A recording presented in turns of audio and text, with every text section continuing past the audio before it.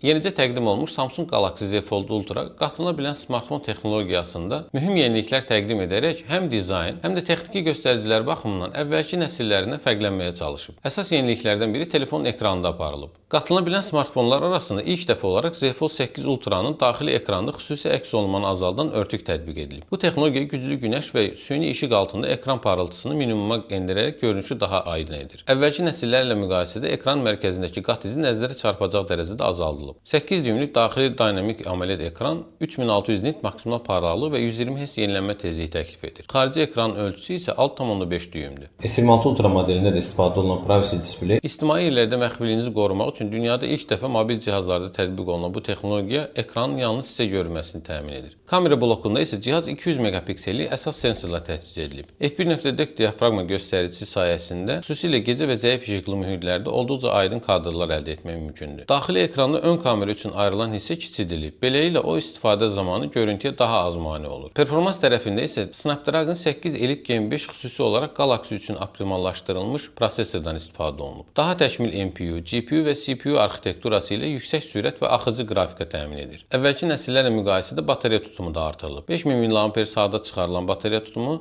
cihazın fasiləsiz işləməsini dəstəkləyir və tək şarjla maksimum 27 saata qədər video izləmə imkanı verir. Smartfonda geniş yaddaş seçimləri də təklif olunur. 12 GB RAM ilə bərabər 256 GB və 512 GB daxili yaddaşlı seçimləri, 16 GB RAM ilə 1 TB-a qədər daxili yaddaş versiyaları da var. Samsung Galaxy Z Fold 8 Ultra modelinin əvvəlki nəsillərdən əsas üstünlükləri bunlar idi. Bəs sizlər necə düşünürsünüz? Bu üstünlüklərə görə bu modeli seçməyə dəyərmi? Fikirlərinizi şərhlər bölməsindən paylaşa bilərsiniz.